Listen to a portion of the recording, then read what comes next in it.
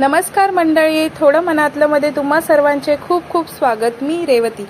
आजच्या दिवसाची सुरुवात झाली आहे ती माझ्या या छोट्याशा आणि सुंदर बागेतून। सकाळी या हिरव्यागार झाडांना पाणी घालताना मनाला एक वेगळी शांतता मिळते। चला बागेला पाणी देऊन झाले, आता वळूयात आपल्या नेहमीच्या गृहिणीच्या आवडीच्या जागेकडे। तुम्हाला माहिती का आपली आवडीची जागा कुठली आहे? तेच स्वयंपाकघराकडे। तर आज घरात बेत आहे सगळ्यांच्या आवडीच्या पावभाजीचा। इथे मी पावभाजीसाठी मस्त ताज्या भाज्या कापून घेतल्या आहेत। पण पावभाजी बनवण्याआधी मला एक खूप महत्त्वाचं काम करायचं आहे। आपण जे तवेल्याचं दूध आणतो ना, ते तापून फ्रीजमध्ये ठेवल्यावर त्यावर एकदम कडक आणि जाड साय येते। अशीच रोजची साय काढून मी 5-6 दिवस हा डबा भरून साय जमा केली आहे।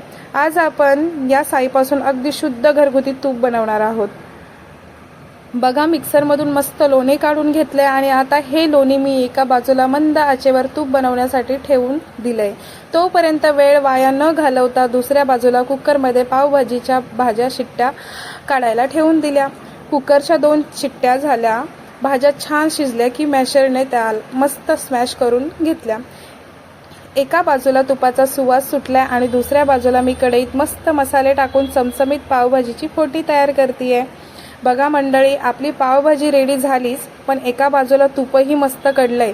2 लिटर दुधाच्या 6 दिवसांच्या साईपासून घरच्या घरी तब्बल 400 ग्रॅम शुद्ध आणि सुगंधी तूप तयार झाले। तूप काढवताना मी शेवटी त्यात तुळशीचं पान टाकली होती, ज्यामुळे तुपाला छान सुवास येतो। आता तूप गाळून घेतल्यानंतर खाली जी बेरी उरलेली साय उरते ना, ती आपण फेकून न देता त्याचे मस्त लाडू बनवणार आहोत। यासाठी मी 2 ज्वारीच्या भाकरी छान कडक भाजून घेतल्या। भाकरी थंड झाल्यावर त्या हाताने बारीक चुरल्या आणि मिक्सरच्या भांड्यात ती बेरी चुरलेली भाकरी आणि थोडी साखर टाकून मस्त फिरवून घेतलं। बघा, याचे किती सुंदर लाडू वळले जात आहेत। तुम्हाला हवं असल्यास तुम्ही यात ड्रायफ्रुट्सही टाकू शकता, पण मला हे असे साधेच खूप आवडतात। तबेल्याच्या दुधाचा हाच तर फायदा आहे, दूधही खायला मिळतं, शुद्ध तूपही होतं आणि उरलेल्या बेरीपासून म्हणजे सायपासून गोड लाडूही बनतात। हे बघा, आपले लाडू एकदम तयार आहेत।